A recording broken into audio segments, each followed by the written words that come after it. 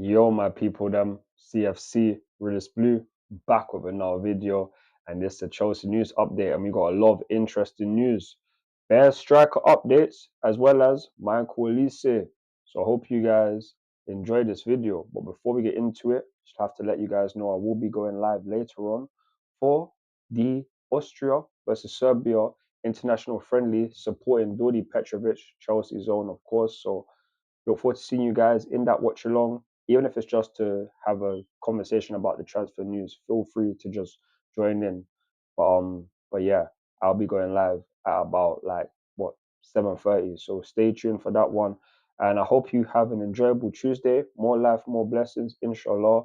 You guys stay blessed, man. But now let's get into the news and a lot of big news. And look at this now. So Chelsea have ruled out making a move for Victor Osihmen for a number of reasons. A few are his 100 million plus release clause, style of play does not suit, and his injury history.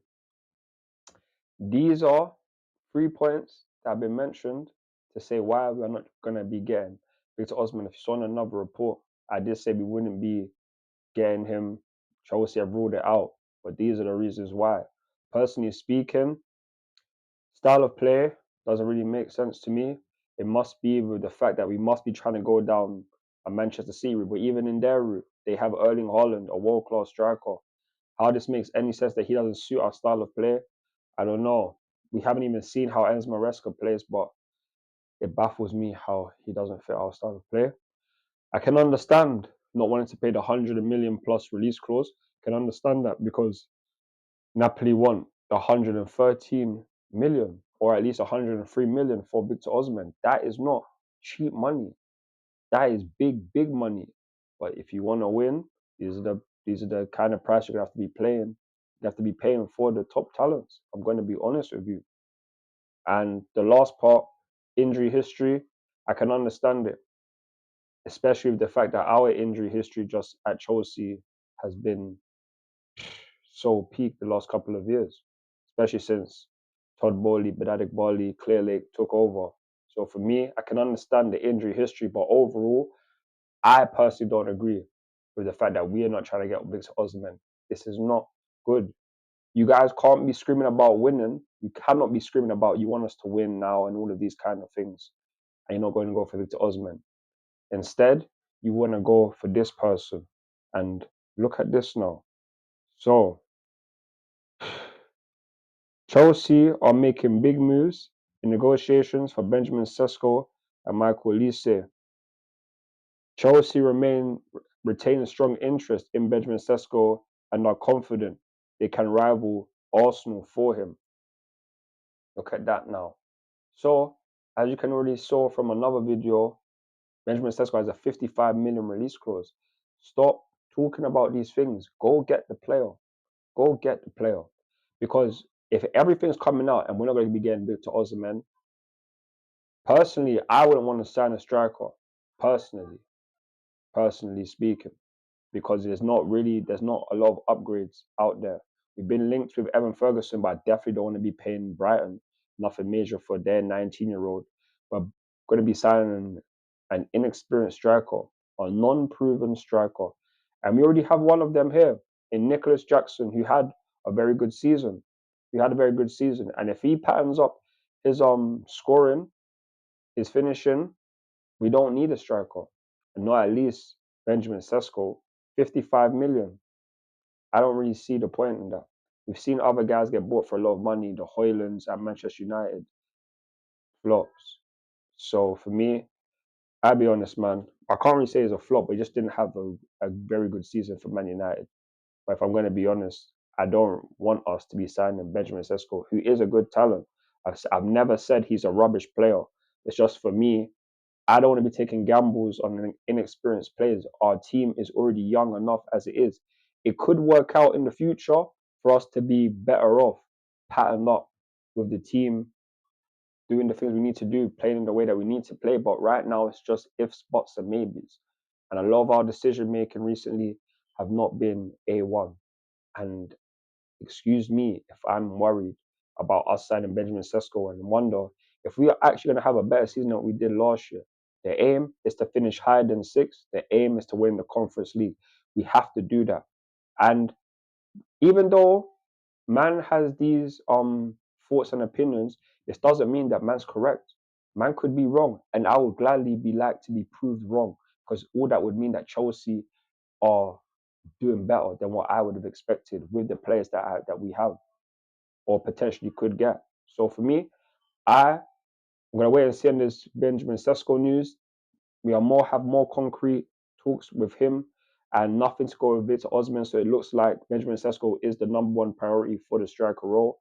You guys let me know your thoughts and opinions. Is this a good move? No Victor Osihmen, but Benjamin Sesko. Let me know down below. Let me know. But now we're going to move on to the next news. And this is in regards to Michael Olise. So, Chelsea hope to continue negotiations to find an agreement. The Blues consider Benjamin Sesko and Michael Olise to be the two main summer priorities for the summer transfer window. You see it? Michael Olise, who man did cover before, he would be leaving Crystal Palace most likely for like 60 million. Personally speaking, I would not be fussed about paying 60 million for Michael Olise. He is that talented. Like, look at the highlights, man. He is such a baller, French footballer, left-footed, and he will be going to the Olympics with France. So good luck to you. But honestly, I really hope that you can become a Chelsea player, because we have so much talent. And people are going to be like, why are we going to get so many right wingers? Why do we have so many wingers? We once had Michael Ballack, Deco, Frank Lampard, Michael Essien, John Obi Mikel, all central midfielders playing the same team. No one had anything issues then, because you know why? Because we were winning. We were the best team, or at least top 3 best teams in the world at that point, in my opinion. For us to have all of this talent, this only means one thing: the best will survive. Either sink or swim. I want the best talents at Chelsea, and Michael Olise can be one of the best talents. He can be. So young as well. He's got so many years ahead of him, nowhere near his prime yet. He has the arrogance as well. Like, man, just so grateful if we sign him. We even have his younger brother at Chelsea already, who's a part of the young squad. So for me, Olise is a big priority, and we should definitely be getting it. And I'm on the assumptions that we will, because it's only us and Manchester United who have been in the race. And if we're going to be honest, we have an upward trajectory more than Manchester United right now, even though they won the FA Cup. But if we're going to be honest, our squad is a lot more younger. Olise would fit into the squad way more than he would at Manchester United, even though they need a right mid. But they need way more than a right mid. They need practically a brand new team. So at least it would make sense going there. It would just make his future less than that. He would be starting, could probably probably earn a lot of money, but realistically, you want to be in the best team and trying to look towards the future. Where's the best decision for your future? Not just the now, but what happens 1 year, 2 year, 3 years, or 4 years from now. You'll have a long-standing contract at Chelsea, sign at least 6 to 7 years, earning a certain amount of money, and you'll be able to play a Conference League. This time next year, you'll be able to play in the Club World Cup. So not many people can guarantee that kind of stuff, even though Conference League is nothing major. I'm talking about the Club World Cup. But yeah, man, I'll be honest, he would be great, and I just can't wait for Chelsea to get him, because it's looking likely that we will be getting Michael Olise this summer, because he is a priority, just like Benjamin Sesko. But also, I need to do an update on Tosin Adebayo. He has been undergoing medicals today ahead of his Chelsea move. So his Chelsea move is nearly officially completed. We already had the here we go that he will be a Chelsea player, but documents are due to be signed. He's due to be unveiled as soon as the transfer window is most likely going to be open, and that will be brilliant. Tosin will be a Chelsea player, and that's big news. But also, this is big news as well. Chelsea players are in for a shock, with some of their favourite foods and drinks in danger of being cut from the menu. Enzo Maresca has been joined by fitness coach Marcus Alvarez, who has earned a reputation for being a strict dietitian. It was Alvarez working for manager Juanad Ramos who famously banned sauce, fruit juice, cake and salt and pepper at Spurs, while fried eggs were taken off the breakfast menu at Leicester during his and Maresca's single season at the club. It is thought that the dietary regime of Alvarez has evolved and changed, but it's understood he did ban certain foods at Leicester last season, including fried eggs at breakfast. So that is big, big news, and something that Esmaresca can do for us, something that he can do for us, and that is make dietary things go away. All of these things can contribute to injuries. I'm willing to go through anything in terms of changing up the fitness regimes and all of this kind of stuff because our fitness for the last couple of years have been a disgrace. So many injuries. We once had 14 players injured. That is a disgrace. And maybe it could be down to these kind of things. Because Pochettino would definitely be allowing these players to do these kind of things just to make them happy. Because you want to make them happy.